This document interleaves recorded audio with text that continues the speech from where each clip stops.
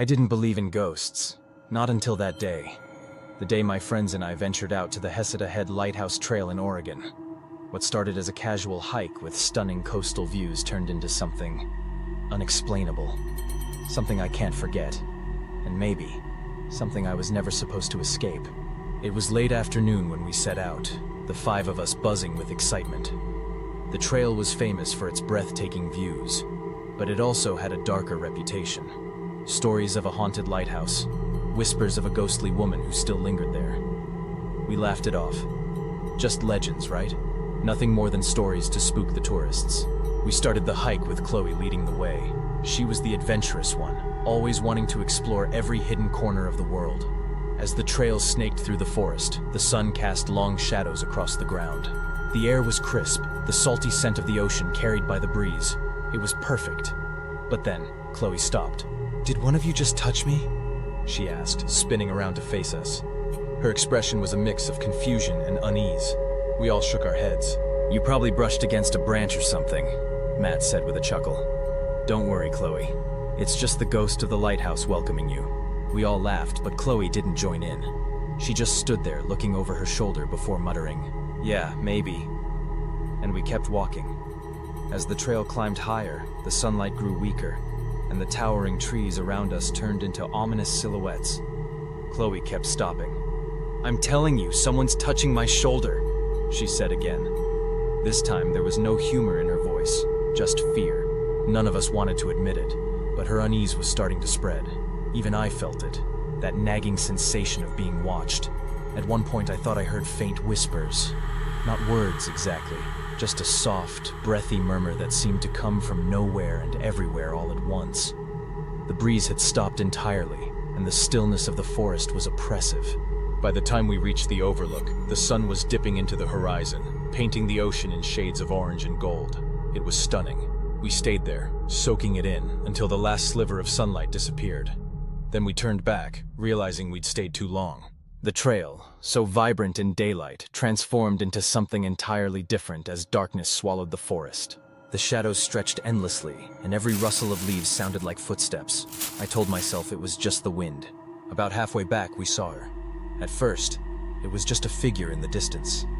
A woman in a long dress, walking ahead of us. The way she moved was strange, almost like she was gliding rather than walking. "Hey, are you okay?" Chloe called out. No response. We quickened our pace, trying to catch up to her. "Maybe she's lost," Matt suggested. But no matter how fast we walked, the woman stayed the same distance ahead. It was as if she wasn't moving forward at all, but we couldn't close the gap. "This is ridiculous," I muttered, my heart pounding. "Let's just go." But then she turned. Not her head, not her body, but her entire figure shifted to the left, taking the fork in the trail that led toward the lighthouse. Against our better judgment, we followed. When we reached the lighthouse, she was gone. The place looked abandoned. The windows were dark, the air heavy with silence. We called out, but there was no reply. Just the crash of waves against the cliffs below. The air smelled different here, damp and metallic, like blood. Then Matt pulled out his phone to check the map. That's when things got even stranger. "What the hell is this?" he whispered. We crowded around his screen. The photos he'd taken earlier that day. They weren't normal anymore. They were distorted. The colors warped and twisted. But the worst part? In every photo, there were shadows in the background. Shadows shaped like people. And they hadn't been there before. The most chilling photo was of the lighthouse itself. A translucent figure stared out from the top window, her face blurred but unmistakably human. We froze, the air around us growing colder by the second. Then we heard it. A faint humming sound, low and melodic, coming from inside the lighthouse. It was almost hypnotic, drawing us closer. Against our better instincts, we stepped onto the porch, the old wood creaking beneath our feet. As soon as we reached the door, it slammed shut with a force that shook the ground. The humming stopped. "What was that?" Chloe whispered, her voice trembling. None of us answered. We just stood there, paralyzed by the weight of the silence. Then faint footsteps echoed from inside, slow, deliberate, coming closer. The doorknob rattled, and the air grew impossibly cold. The footsteps stopped, but the silence was worse. It pressed down on us, suffocating. Then from behind the door, a single knock, soft, rhythmic. It sent chills down my spine. That was enough. We bolted, our footsteps thundering down the trail. The forest seemed to close in around us, the darkness thicker than before. I swear I heard whispers behind us, indistinct but relentless, like they were chasing us. And then, the laughter started.